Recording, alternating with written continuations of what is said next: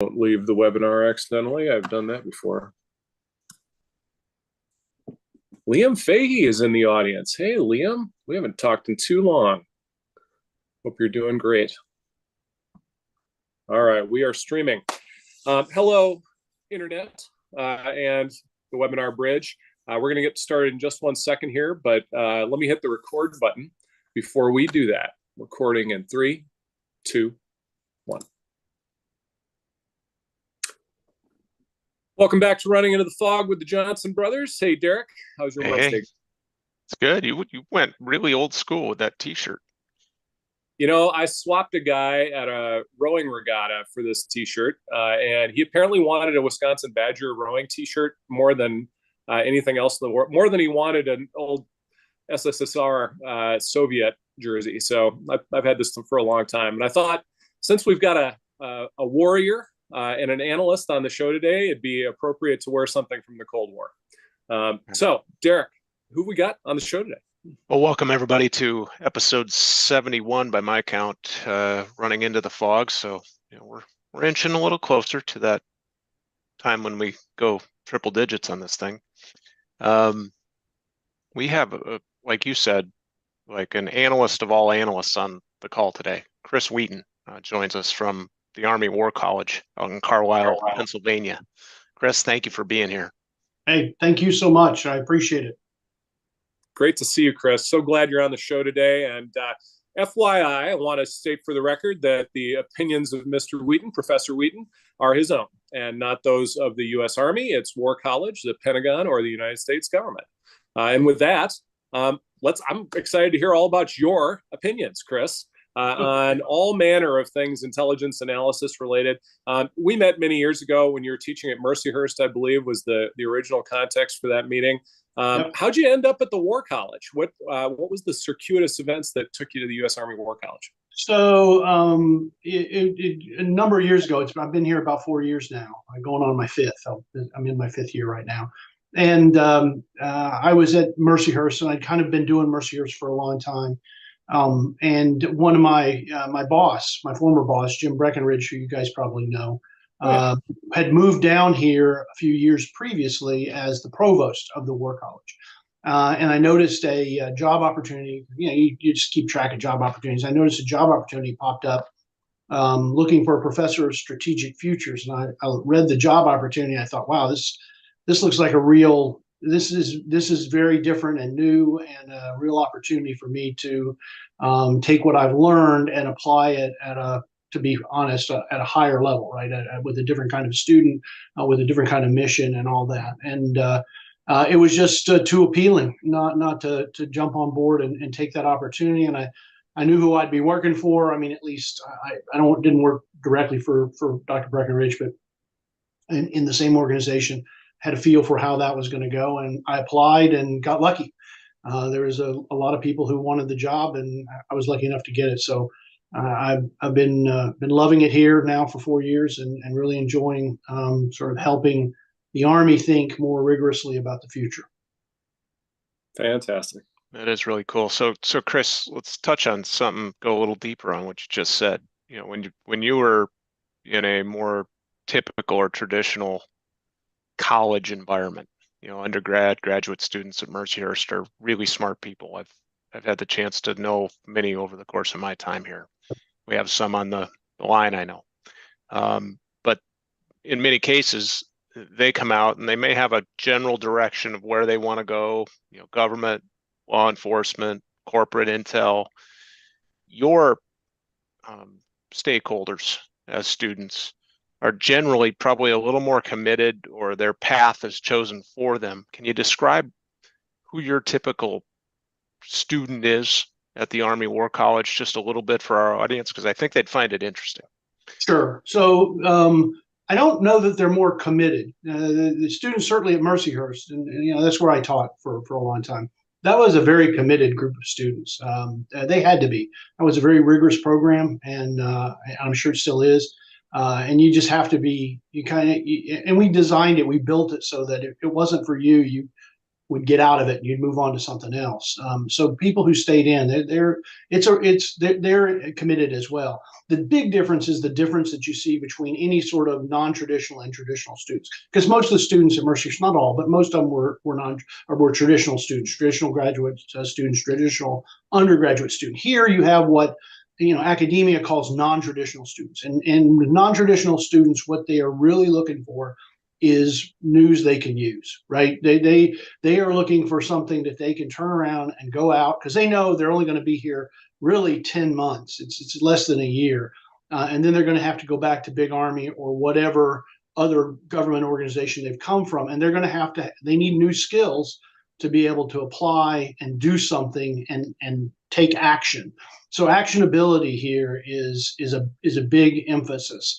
And then the mission, if you're going into an entry-level position, that's one thing. But our students have typically come out of a command position. And if you think about the last 20, 25 years, those have been command positions in wartime in Afghanistan and Iraq. And so they are serious players that come to you with an enormous body of experience and skills, particularly at the tactical and operational level. But what they're going to is to the strategic level. And that's a different ball game, right? I mean, that's a much more futures focused ball game, and I think those are some of the really interesting differences. Is that their desire to, how do I use this, right? And then the sense that they are going immediately, not after, they're not beginning their career. They're closer to the end of their career than they are at the beginning, and they're immediately going to be applying what you've taught them in real world problems, and that's a real responsibility. It does it gives you pause as a teacher. I've always felt that was the big differentiator with later career students, is that they now know how little they know, to paraphrase the great philosophers. They are therefore wiser about its application. I think they can narrow in on the things where they actually see the problem solving getting done, and how the analytics that they might learn in your program would help them do that. Yeah, the research on non-traditional students is pretty unequivocal on this, and it says pretty much what we all know, is that you get to a certain age and you want to learn stuff because you want it to help you, and you kind of know when you're not being helped and when you're being helped. That's not always true, and you have to sort of convince people sometimes that they have to do some things that they might not want to or might not see immediately as valuable, but that's a challenge for the faculty to be able to explain the relevance of what we're doing and why we're doing it. And but that's what they want. That's by and large what they're looking for. Right on. And speaking of students, you have several former students who are in the audience right now, by the way. I don't know if you can see the attendee panel there on your end, Kris, but I would like to throw down the gauntlet for those of you in the audience on the Zoom webinar, that if you would like to join the panel in the second half, we have to let Kris go a few minutes early before the top of the hour, because he's got a very important meeting that he has to get to, that he can't ride out the full hour with us to do. But we do encourage our audience to join the panel. So if you're watching on social someplace, just go over to Open Recon and register and get on the Zoom bridge. And then for those of you already on the Zoom bridge, let us know if you'd like to be an interlocutor in the second half, and we'll get you on there. So Kris, tell us about the Futures Lab itself, to the extent that you're able without risking national security. What is the work of the Futures Lab, and what is it that you skill people to do, besides, generally thinking about the future? So let me answer that. Let me take one step away from that question and answer the other question. So I teach. I have two big sort of responsibilities here. I have three. The first one is I teach what's called the Futures Seminar, which is an all-year course that's designed to teach our students how to think rigorously about the future. And we do that in a project-based learning kind of application. So our students accept questions, real-world questions from real-world senior Army leaders. And in fact, that's where I'm going at 2 o'clock. I've got one with one of our senior Army leaders, and I can't miss that, obviously. And they pose questions to the students, and then what we do is teach them a process for how to answer these sort of wicked questions, how to start from scratch, go through it, and come out with an answer in a fairly short period of time that's very defensible, where they can go toe-to-toe with that senior decision makers, subject matter experts, and answer those questions in a rich, robust, and defensible way. So that's the first thing that I do. And as a sort of as an add-on to that, there's a sort of an intersection there, but it's not entirely obvious how robust it is the Futures Lab, which is the second thing I did. And I was hired to teach the Futures Seminar, but I came here and I said, I need to have a Futures Lab. A lot of the guys that we have coming into our program, they have been in the field for the last 25 years. So they've seen videos or, read papers or looked at, pictures of things like virtual reality and additive manufacturing and robotics. They actually haven't had a chance to go hands-on with a lot of it. And so what we've done is we've built a lab where we brought in a whole bunch of commercial examples. So it's not a research lab, it's a learning lab. And we brought in a whole bunch of commercial examples of 3D printers and virtual reality devices and genetic engineering laboratories and a lot of different robots. And we bring them in and we allow the students to sort of go hands-on with those and develop them. The goal is to sort of gain a familiarity with the technology by doing it, right? By actually touching it and working with it. And then the second goal is for them to sort of start to incorporate that into some of their strategic thinking, some of their strategic writing that they have to do here. To develop those tools and use those technologies to help them present, communicate, analyze, assess better. And so that's sort of the intent behind the lab. Some of the things that we have are directly connected to things that the Army's doing. Robotics is an easy one. The Army's looking at a lot of different robots, so we brought a whole bunch of commercial robots in that people can play around with.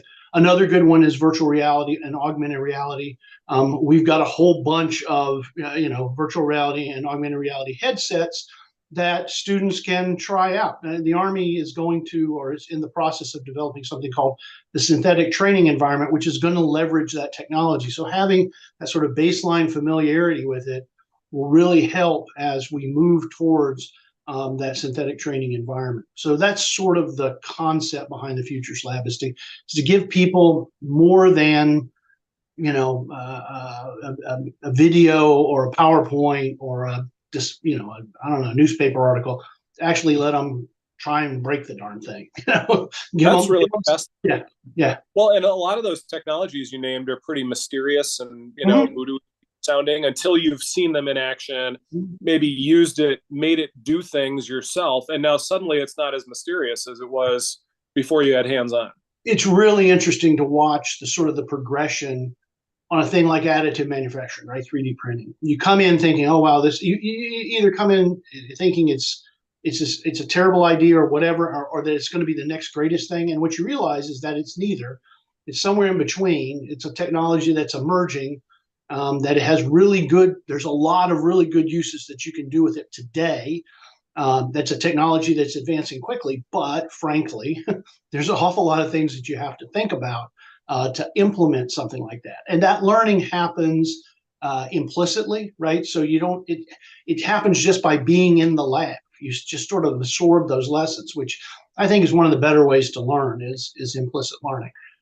You don't, as opposed to sort of somebody lecturing, and it's autodidactic. It's learning that happens because the student wants that learning to take place. They're actively seeking out the knowledge, and so it's much more impactful than sort of extrinsic motivations like grades and all that sort of stuff. Our colleague Craig Fleischer likes to remind us that your heart has to want it before your head can understand it, and you don't really master it until you get hands on it. Right. But all that's true, and that's the I ought to. You can tell Craig I'm going to cut that out, and I'm going to laser engrave it and get it on the wall of the lab, because that is exactly the principle behind what we're doing. And we've had a lot of people come through the lab, and it's a place of a lot of energy, right? A lot of thinking, a lot of creative energy, a lot of, I had a Army surgeon, right? A full colonel, special forces surgeon, had been in the Army for 25 years, came into the lab, put the VR headset on, and we ran him through a little demo almost a cartoon-like demo in about 15 minutes. And he took the headset off and he said, "This changes everything. This just changes everything that I'm thinking about how we train, how we do this." He had no idea what the technology was capable of or how emotionally impactful it was. And it just changed fundamentally in just that short period of time, exactly what he was thinking about in terms of virtual reality, what it was and what it was capable of doing. So, yeah. That's really exciting. Yeah, it Derek, is. Muted, and then I've got a question after you're done. While you were talking, I went to the Army's website and I saw the STE described, and I took a little bit of humor, but not unsurprising, that when it says foreign military sales, none is listed. Imagine, like if you try to take that concept, Kris, and put it into work in a more traditional corporate environment. Obviously it would be probably called wargaming or scenario planning, and that would be the equivalent of strategic futures at the Army War College would be wargaming in a corporate space. Where do you think the STE may provide some clues or opportunities for things like U.S. competition on a global scale? And I don't know that this has happened before, but Xi Jinping is actually coming to San Francisco next week, allegedly. And that to me feels like the first time that may have happened to this Apex summit. So I'm wondering about global competition and things that the corporate environment can learn from places like the U.S. Army War College. So I'm not an expert on the synthetic training environment, but my understanding of that concept and similar concepts, right? So it's not only the Army that's looking at this. Everybody's kind of looking at virtual reality as a tool to upgrade your training. And in fact, some organizations are already using it. I mean, it's already in use in a number of different organizations. It's particularly useful, virtual reality, as opposed to augmented reality. I'll get to that in a second. Virtual reality is particularly useful where it's very expensive to go do a training session in real life, right? So if I take a brigade out, or even a battalion, or even a company of soldiers out into the field, that's an all-day affair, driving them out there, getting them out there, running them through their exercises, and coming back. It's a great experience, don't get me wrong, it is the best experience, but if I can do that 5 times in a virtual environment before they get out to the field, that field training is going to be much more impactful. So that's true for anything, right? You can imagine, electrical line repairmen, right, going out in a thunderstorm or a hurricane, and trying to repair the lines after that. You can train people that way much more quickly by getting more reps in, virtual reps in. It's kind of like what pilots have been doing for years, right? Which is a certain amount of simulator hours count as flight hours. Not all of them, right? You have to actually get in a plane and fly it. Then you have to do that a lot before you're certified. But some of those hours can be simulated hours, hours in the simulator. And what you're doing is you're climbing that learning curve as high as you possibly can for as little cost as you possibly can. And that's really what you're trying to do here, is to make that field exercise be more impactful. The other thing that you can do in a virtual training environment, and we all saw this in the movie Sully, right?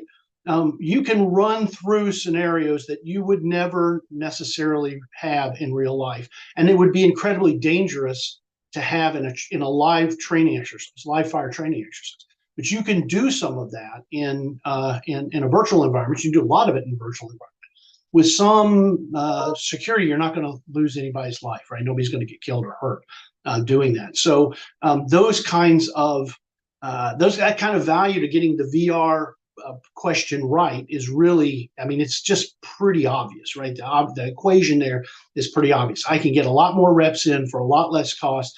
I can climb however far up that learning curve I can climb it before I go and do the more expensive, and again, absolutely necessary. VR doesn't replace, real training. It doesn't replace in the field, but before I go do that stuff, so we make fewer mistakes. We don't have to spend a lot of money to learn beginners lessons, right?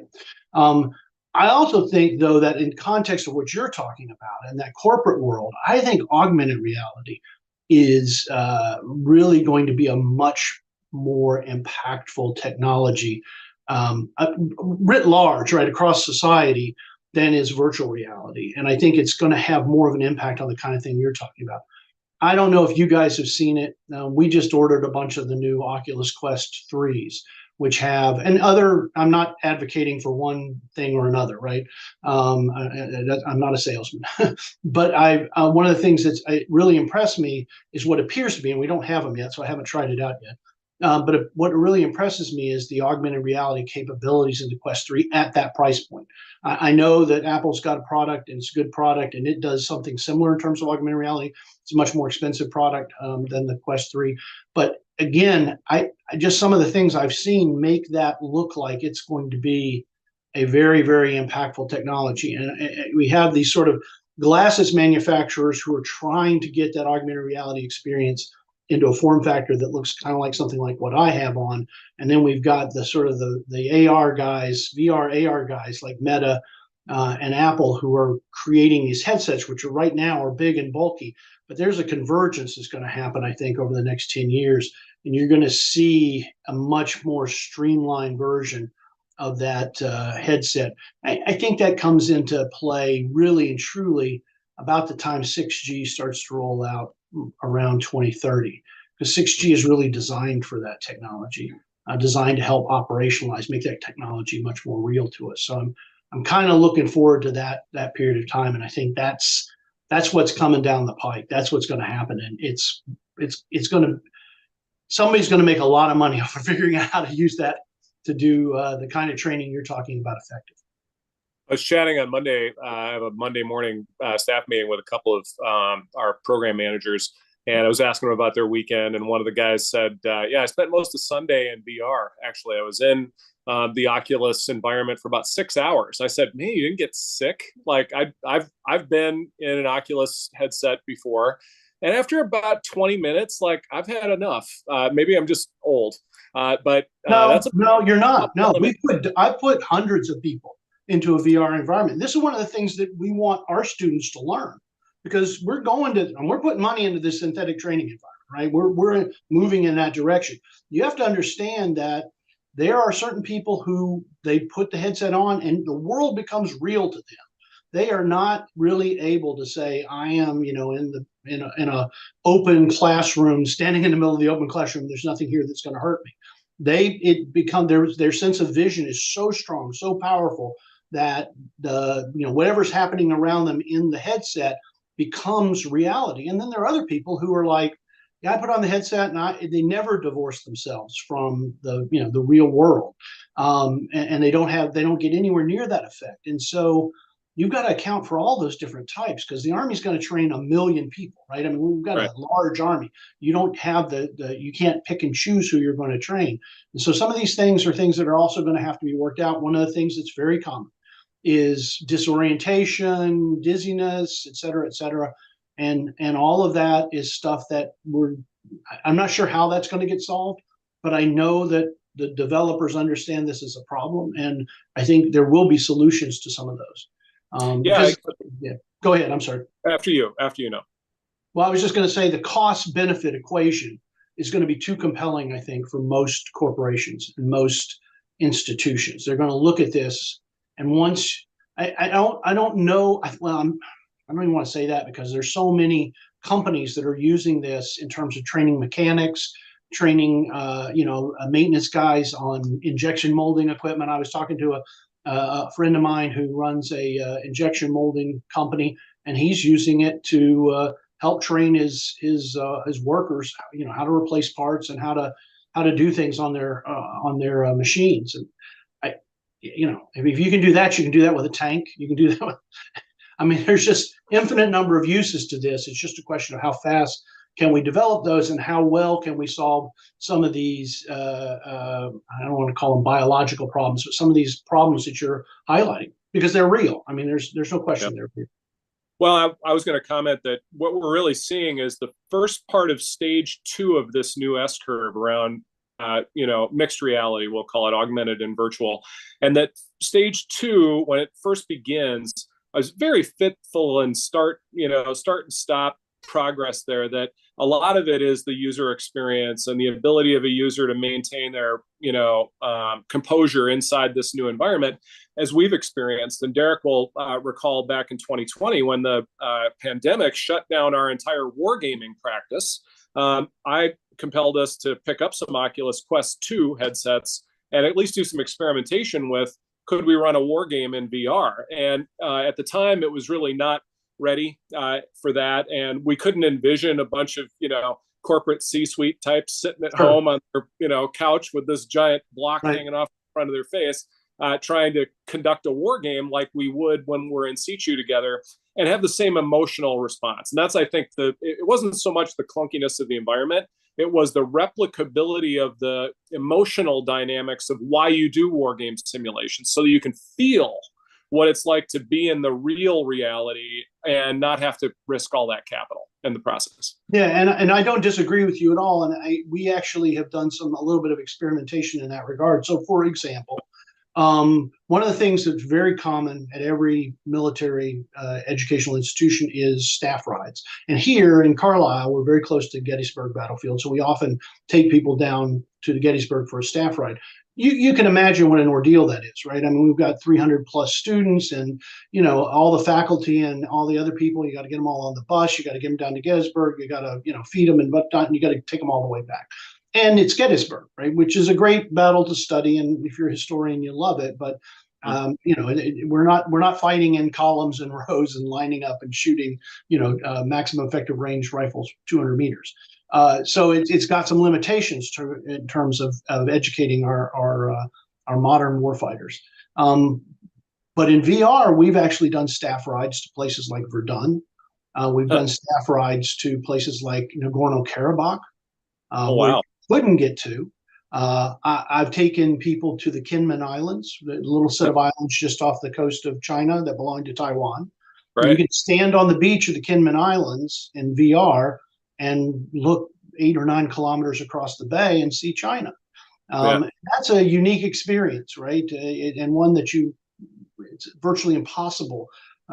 Forget about, diplomatically, fiscally, any way you want to put it, to allow someone to do that. But you can do that in VR. You can take them places that they could not otherwise go, and do that kind of stuff. And it's just, you do that once and you figure you break the code on how to do that, and then it just becomes wash, rinse, and repeat, right? It becomes much easier the second, third, and fourth time once you get through that. And I would argue that I agree with you 100% about the technology back when the pandemic began. I think people have become more amenable to those kind of technological solutions because of the pandemic, like things like Zoom and this meeting. We probably never would have done this before the pandemic. But I really do believe, and the technology is just getting that much better. What I've seen of the Quest 3 is it's a significant upgrade, and I'm excited to get some hands on it.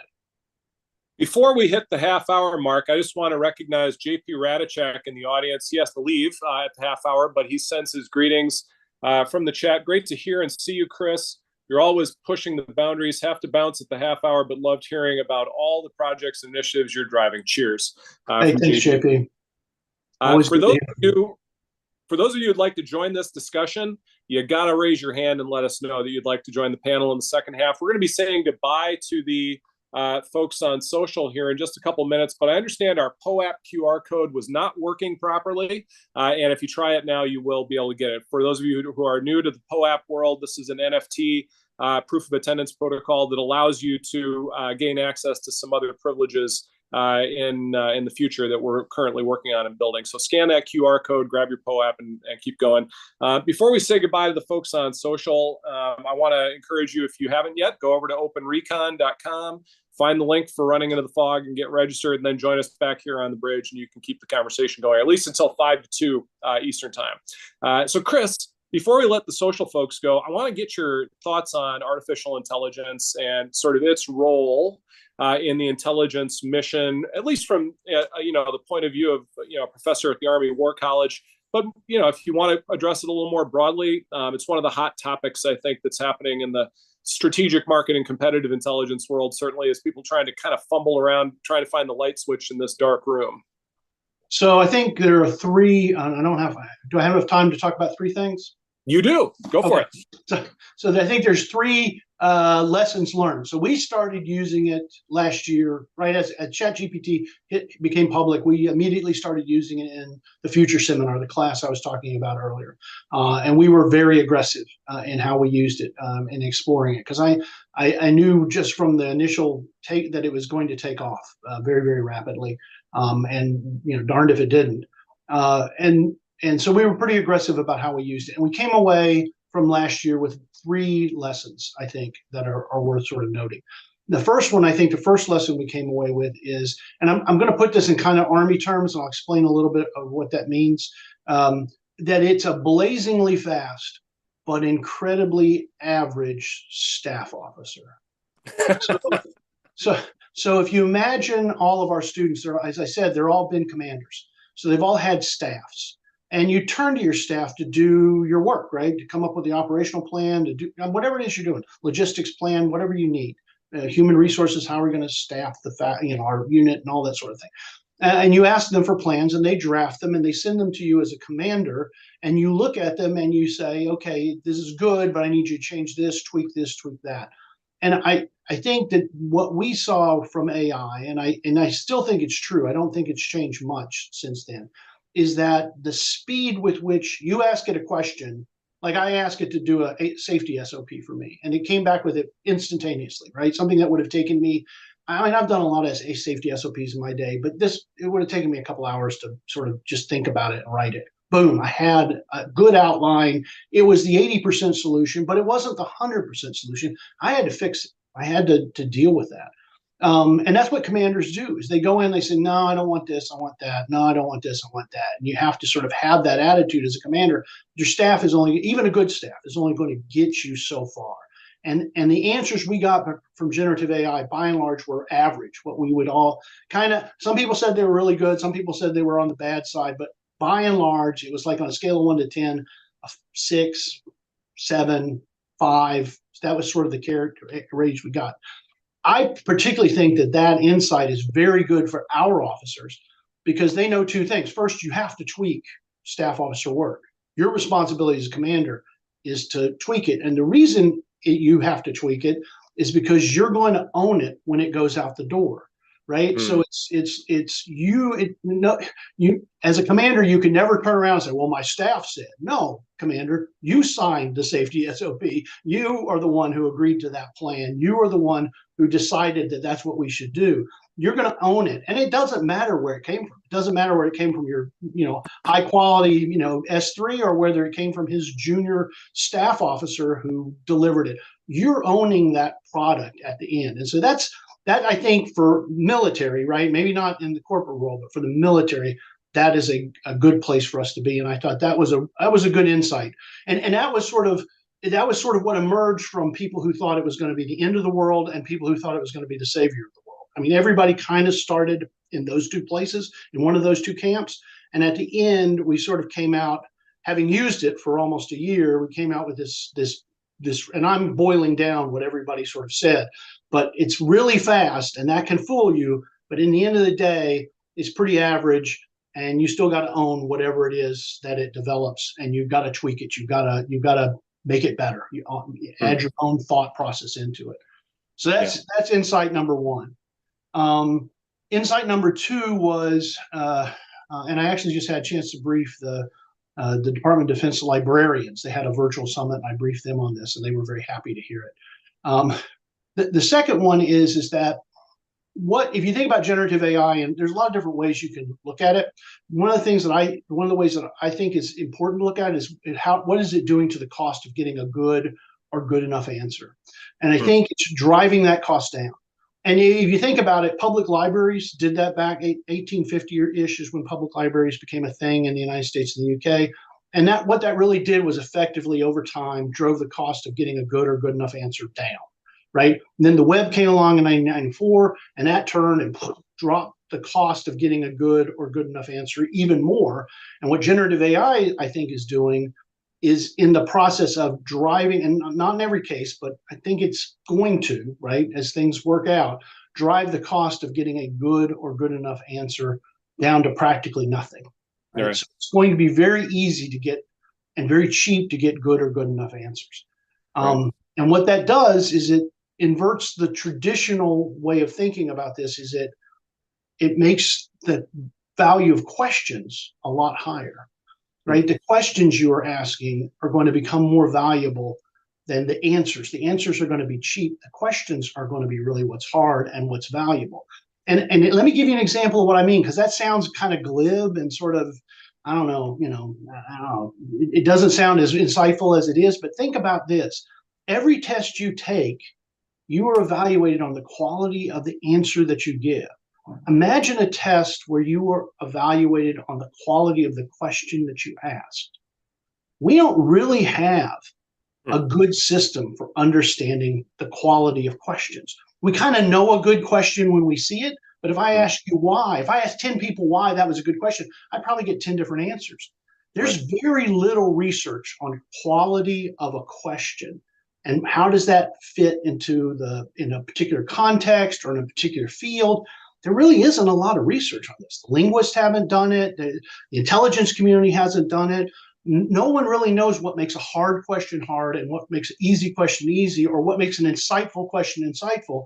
But we all think we know. It's like Justice Stevens and pornography. I know it when I see it, right? And that's just not good. That to me says that's the area of research. That's the place where the money's going to be made in the next 10 years, is figuring out the questions. And all of prompt engineering, right? If you look at it, all of prompt engineering is really about asking better questions. So this whole field of prompt engineering sort of emerged. I mean, I don't want to say it's a direct correlation with what I think is an insight, but I see it, right? That asking better questions is going to be really, really valuable in the future because the cost is going to be down. And the last insight, I know you want to move on to the next half of this, but the last insight was my sense, and this is a more recent insight, is that generative AI is much better at form than at content. And this is kind of a corollary to my first insight. But what I mean is when you ask it to do something in a particular form, like ask it to code for you, ask it to do a safety SOP for you, ask you to make a speech about patriotism for fifth graders, or ask them to make a speech about patriotism that you're going to give to veterans. It's really good at saying, different form, I'll use different words, I'll use different structures, I'll do different kind of sentences. It's very good at articulating form. The content, though, if you look at the underlying content, the content is often fairly average, right? Again, it comes back to this sort of insight that it's just fairly average. So it's not, I have a real problem with policies that say you have to cite a generative AI. When a generative AI, I don't consider it a citable source. I consider it a place where you can get the right form, right? Where you can get the right tone, where you can get some of the intangibles that aren't about the actual content of what you're trying to say. Generative AI is much better at that form than it is at content. Anyway, that's enough. I mean, that's almost the extent of what I know about generative AI. Well, you did not disappoint, Kris, at all. And by the way, we've got a ton of really good comments in the chat. Justin is volunteering to join the panel here in a second. Jamie, as a librarian, said she loved the quality of questions discussion, close to her heart. And that's actually something, you and I touched on this when we did a little pre-read before the show last week. When I mentioned that's what caused me to sort of turn my back on prediction markets about 15 years ago, was that 50% of the time, the questions were unknowable because the content aggregation was impossible to aggregate. You're asking a question about, what's the compound five-year compound annual growth rate of a particular product segment? Well, you know how that's derived is from guessing. So it's not derived from a data source, certainly. It's an extrapolation of past experience from buyers and sellers of the product or service, and then they come up with a weighted algorithm to guess at it. So it's half the time with prediction markets, the answer is more wrong than you would have if you had just guessed on your own. The other half of the time, you're asking questions which are aggregable. My understanding of prediction markets is that I think we're in violent agreement here. So when I think about prediction markets, the problem that I have with them is that they only work for what's called resolvable questions. In other words, questions that have an answer to it, right? So the example that I like to use is if I had a prediction market question of, will Assad be the president of Syria on, I don't know, December 31st, 2024, we could run a prediction market on that, right? And we could have numbers and we'd have percentages and it'd be 60% or 40% or whatever it was. And that would be fine. And prediction markets are pretty good at that. The research says that on those resolvable questions, prediction markets actually, that aggregation of contingent estimation, right? The IARPA's run 2 huge projects on this, and Tetlock's second book on super forecasting really sort of lays out the results of that second project that they did. The value of that is the problem with that is that that's not the kind of question we get asked, particularly not as intelligence professionals. They don't ask us, is he going to be the president on December 31st, 2359, 2024? What they ask us is, what's going to happen in Syria? Right? That's not a resolvable question. So now we get back to this point, right, which is my axe to grind, which is sort of research into questions. So if you imagine a scale where you've got all the questions in the world, you've got resolvable questions actually make up a fairly small part of that line, right? I mean, you can imagine this on some sort of a 1 to 100, 10% of all questions, 20%, whatever it is. I don't know what the right number is, but they're very resolvable questions. That's what works for prediction markets. Well, what about all the other damn questions, right? And how do we sort those? How do we say our resolvable questions?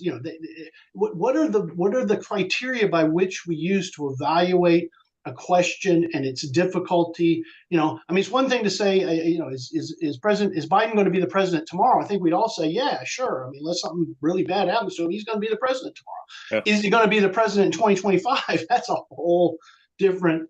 One's much harder than the other, right? One's much harder to come up with an answer to. And I think that is exactly where I come back to on this. The value of questions over the next 10 years is going to just skyrocket. Figuring out how to, and the first people to do that, and my instinct was linguists and librarians are going to be could be critical to that, because they've already started to think about that. They already have some of that structure in their literature, and if they choose to attack this problem aggressively, they could be the big winners coming out of this this next round of whoever makes money off of generative AI. Linguists and librarians in the audience, I hope you heard that. It's a renaissance opportunity, according to Professor Wheaton here. By the way, Professor, are you a veteran yourself? I am, yeah. Thank you for your 20 years in the Army. Yeah. I just want to say thank you for your service. I have another veteran who's going to join as an interlocutor here in a second, Justin Spears. Before we do that, we've got to say goodbye to everybody on social. So all of you on LinkedIn, Facebook, YouTube, Twitter, I think X is it called now. Join us on the bridge if you want to stay in the conversation. Thanks for joining. We'll see you in a few weeks.